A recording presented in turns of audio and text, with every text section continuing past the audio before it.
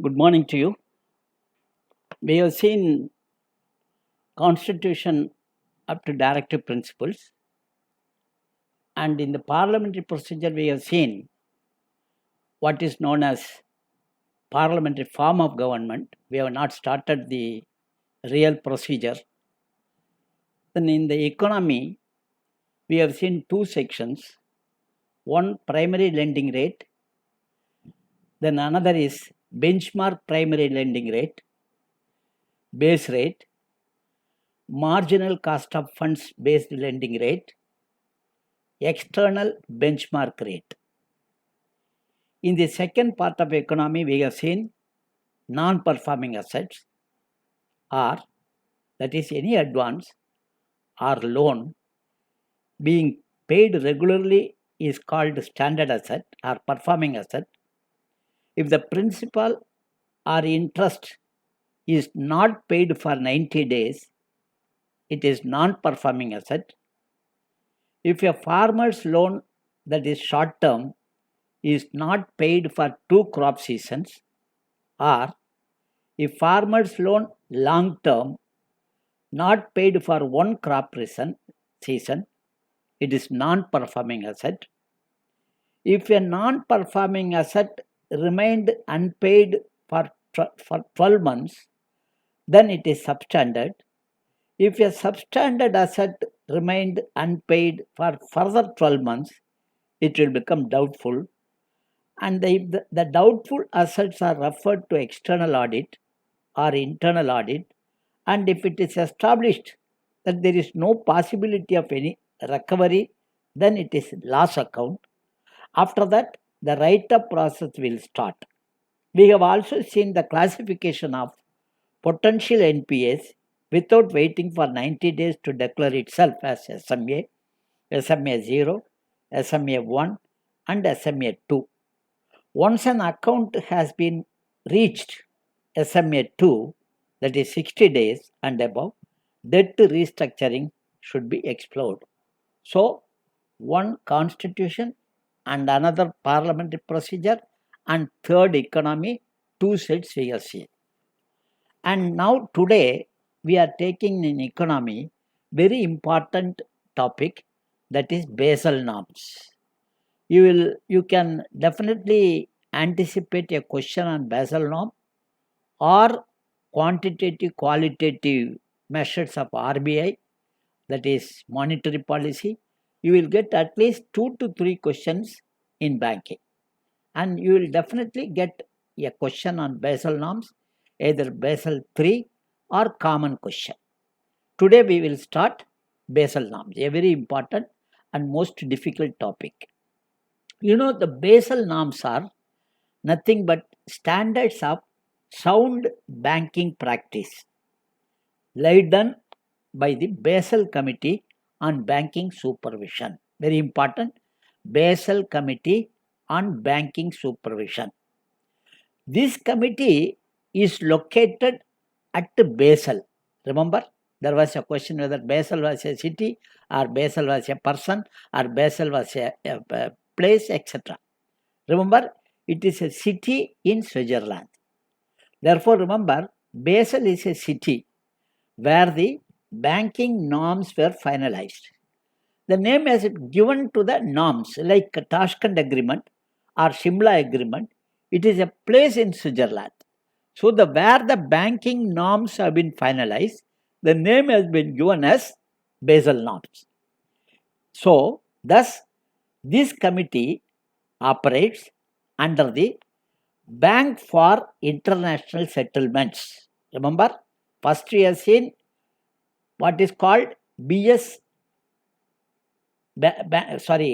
This committee operates under the Bank for International Settlement, which is also located at Basel.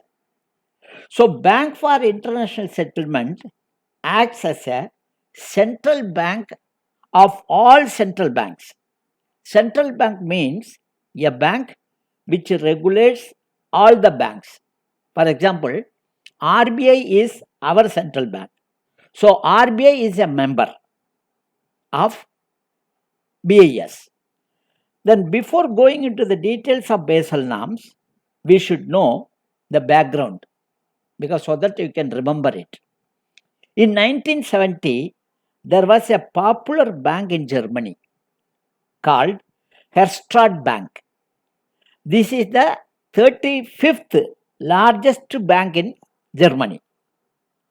Even though it was relatively small, it involved itself in foreign exchange transactions. It is a small bank but very popular, keenly involved in foreign exchange transactions with a large number of banks all over the world, especially in US. They had relations with this German bank. So it was very popular because all banks in USA and Europe are involved in foreign exchange transactions with this bank. It is a settlement bank.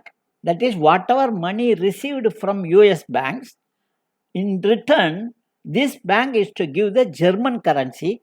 At that time, it was not euro, it was mark. At the start of 70, that is 1970, suddenly this bank collapsed and had become insolvent. Billions of dollars taken from US and other European countries could not be settled by the German bank. This has shaken the entire banking sector in the world. US banks suffered the heavy loss. Remember, though the crisis was global, the shock was in every domestic country. In nutshell, there was a settlement risk between the Germany and other banks. This settlement risk resulted in systemic risk. This happened in 1970.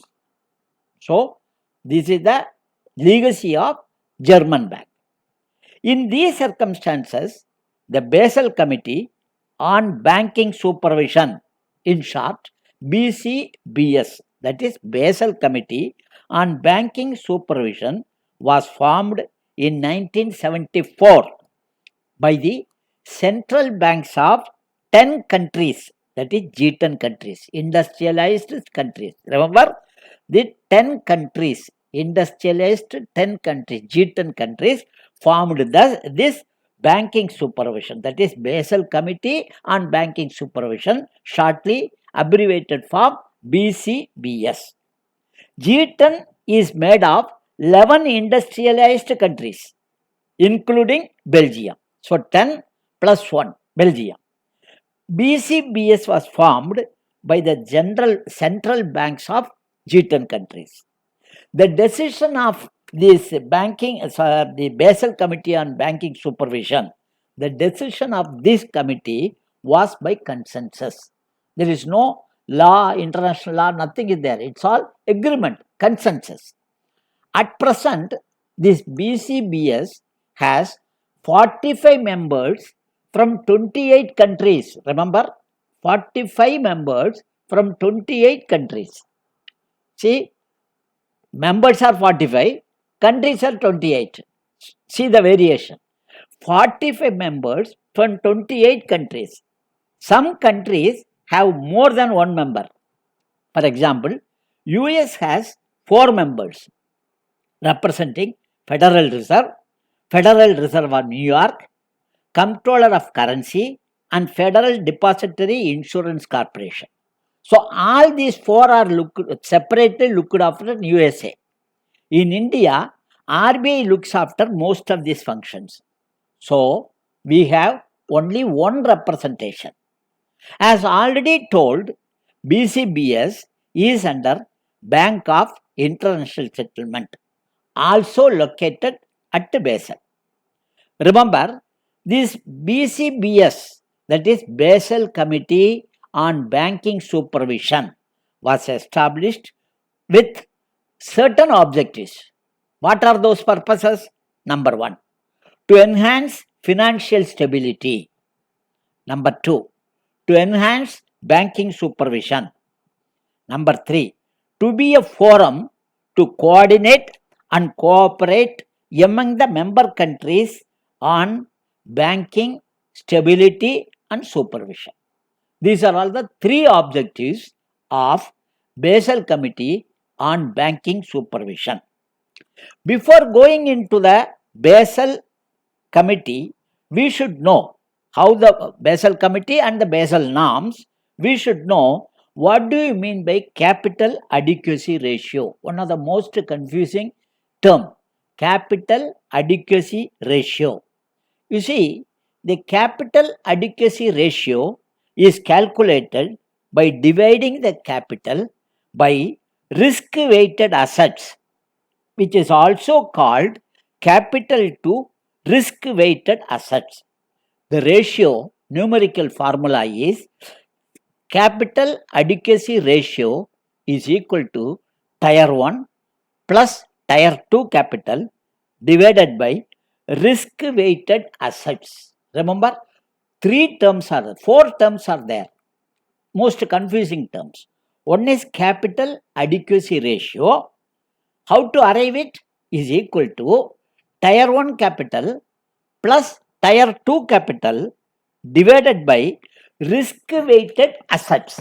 So all the four are very novel terms, very difficult to understand for a non-banking person.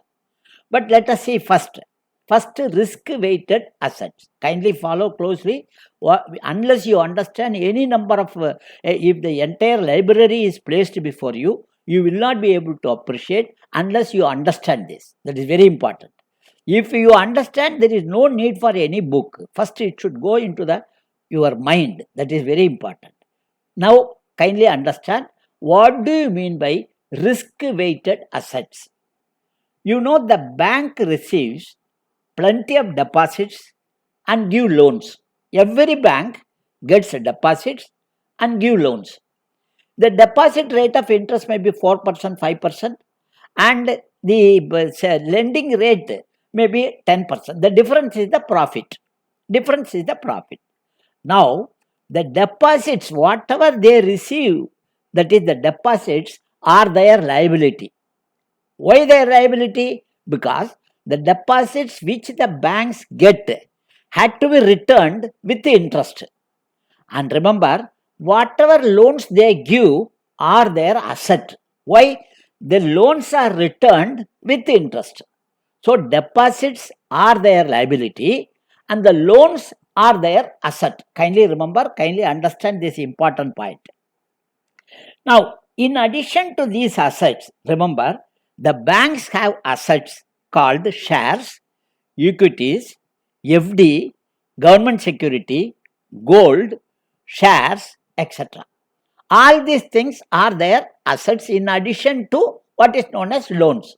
If you open let us say you want to open a payment bank, the minimum requirement, as you know, is 100 crores. So that is your investment. It is an asset. So, and you in addition to that, you get money, you purchase a government security for 75%. That is your asset. And you purchase FD. That is your asset. You put some money in the RBI in the shape of CRR. That is your asset. You have certain amount as SLR. That is your asset. And you have the bond. That is your asset. So all these things are your asset, and loan also is your asset. Now, when the banks give certain loans, remember, when the banks give certain loans, they have to keep certain percentage of loan to meet any contingency if the loan is not returned. Kindly follow. If any bank gives any loan to anyone, certain percentage of the loan has to be kept aside to meet any contingency if the loan is not returned. That is the real, very crux of the matter. Now, let us say, Indian Overseas Bank has given loan to 4 people. Kindly follow closely. Indian Overseas Bank has given loan to 4 people. Remember, Mr. A, the loan is given 50 crores. Remember, all the figures are imaginary. Don't think whether IOB has got so much money, etc. All imaginary figures. Mr. A loan is 50 crores. Remember, it is a loan which involves 50% risk. That means it is a housing loan. Let us say it is a housing loan. The possibility of default up to 50% is real. Because even if the person has out of 50 crores, if he has not paid anything, you can sell the house. You will not get all the 50 crores. There is a depreciation. So, the risk is 50%. The loan given to B is, let us say, 200 crores. A, 50 crores. B, 200 crores. It is a personal loan. Remember, personal loan, there is no collateral. So, naturally, the risk is 100%. The risk is 100%. In the first case, housing loan, it is only 50% risk. In the second case, personal loan, which is 200 rupees, the risk is 100%. Then, the loan to the C, Mr. C, third person, is Mudra Loans. It is a group, about 100 people, 300 people. It's only 10 lakhs. It's totally imaginary. So, it is a group of people. You have given 200 crores as Mudra Loan. Mudra Loan, remember, no collateral. So, naturally, the risk is 100%. Remember, 100%. Now comes Mr. D. Mr. D, you have given 100 crores. Say, this is, you have given this loan to Mukesh Ambani. Reliance Industries Limited, 100 crores you have given. The risk is 20%. The risk is only 20% because you know how much money he has and there is no reason that he will default. Now, the risk-weighted asset in respect of A is 50 crores. Kindly calculate. I hope you have taken down. The risk-weighted asset in respect of A is 50 crore. I told you 50%. So, out of 100 crores, 50 crore. And B is 200 crore. That is 100%. 200 crores. C is 100%. So, 200 crores. D is, I told you, the 20%. So, 100 crores. So, total is 1,100 crores out of 500, out of 1,000 crores, 550 crores is the risk-weighted asset. Kindly calculate. Total loan given is 1,000 crores, out of which 550 crores is risk-weighted asset. Risk-weighted asset is 550. As per Basel Norms, the bank has to keep separately 9% of risk-weighted assets. 9% of risk-weighted assets. So, if you calculate 9%, it will be 5.05%, 9% or 8%, whatever you keep. That is the Basel Norms. In India, it is 9%. World over, it was 8%. Let us say, example I am telling. This is Basel 1 norms. I had taken Basel 1 only. 8% is the normal, but in India, they have kept 9%. So, 9% if you keep, 5 crore and 5,000 rupees is the risk-weighted ratio. In respect of these 4 loans, this amount should be kept separately. So, this is called capital adequacy ratio. The figures are not important. Whatever loan you give, first RBI, it is not imaginary. The RBI gives that provision. That is for personal loan, how much risk, and farmers loan, how much, and how much for students loan, how much for housing loan, how much for industries loan. The risk is already given by the RBI and you have to allocate. So, if you are giving student loan, it is not expected to give them 100% risk. So, the risk is already given by the RBI. You have to give calculate the risk-weighted ratio and keep 9% of the total assets at 9% of the total risk-weighted assets, and that 9% is called capital adequacy ratio. Incidentally, I told you loans and advances. What is the difference between loan and advances? Loan includes advance also. See, loans are of two types, short term and long term. And advance is normally short term. So, loans include long term advance and short term advance, whereas advance includes only short term loans. This is the difference between the two. So, now, secondly, I have mentioned capital, tier 1 capital and tier 2 capital. I mentioned How do you calculate CAR? CAR is equal to, that is capital adequacy ratio is equal to tier 1 capital plus tier 2 capital divided by risk weighted assets. So risk weighted assets I have already explained. Now what do you mean by tier 1 capital and tier 2 capital? Very simple. You know, when the bank is started, the promoters put money in the shape of fixed deposit or cash or gold or bonds, etc. That is the first. These are all the tier 1. Where if the bank is going, insolvent, or it is incurring loss without exposing the reputation of the bank, you can manage the efforts, you can continue the trading. That is called tier 1. Tier 2 is your whatever you take the debentures or the undisclosed receipt or keep money kept for provisioning. All these things are tier 2. So tier 1 capital, tier 2 capital. Again I repeat, tier 1 capital is that capital which can absorb losses without stopping the transactions of a bank. Example, the equity, share plus disclosed reserve plus retained earning are included in the tier 1 capital. What is retained earning? In the balance sheet you will say there are profit. All the profit, suppose 100 crores is the profit, you will not distribute entire profit among the shareholders as dividend. You will distribute only 50 crore. In fact, now the RBI said that they should not disperse the dividend till next year. So all dividend will not be given. They will allocate only 50% the dividend among the shareholders, and the rest of the 50% they had to reinvest.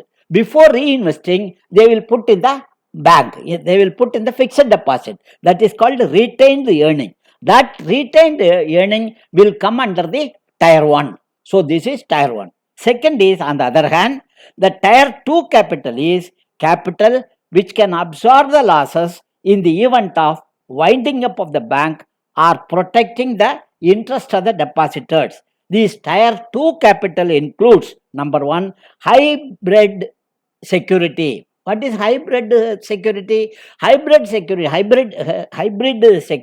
is, remember, it can be a bond or it can be a share. It can be converted into the bond, it can be converted into equity. So both club, hybrid means combined. It is a combination of both bond characteristics of both bond and equity. Both the characteristics are involved in hybrid. Secondly, general loan loss revenue. General loan loss revenue, that is provisioning. Suppose, when you give a loan, in fact, substandard and doubtful and loss, all these things the RBI has provided the provisioning. You have to presume that this will not come back. So you allocate some money. In addition to CAR, you allocate some money. In last cases it is 100%. Substandard it is 50%. Say like that, you have to allocate the money separately. That is called provisioning. That provisioning and revaluation of reserve. What is revaluation of reserve? The bank has what is known as dollars. Let us say the bank has about $1 million. Let us say $1 lakh are there. $1 lakh are there with the Indian Overseas Bank. Today, the dollar rate is 75 rupees. And tomorrow or after 10 days, it will be 80 rupees. So the difference 5 rupees for each dollar means whatever appreciation, it is the revaluation. It is their revaluation on on reserve. So these will come in the tier 2 capital.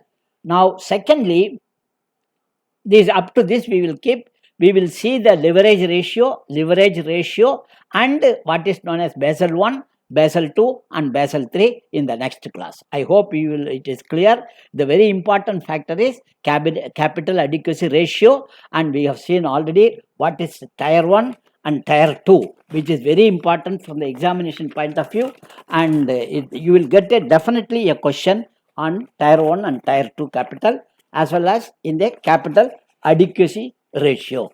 Thank you. We will continue the class, the next class tomorrow or day after. Thank you.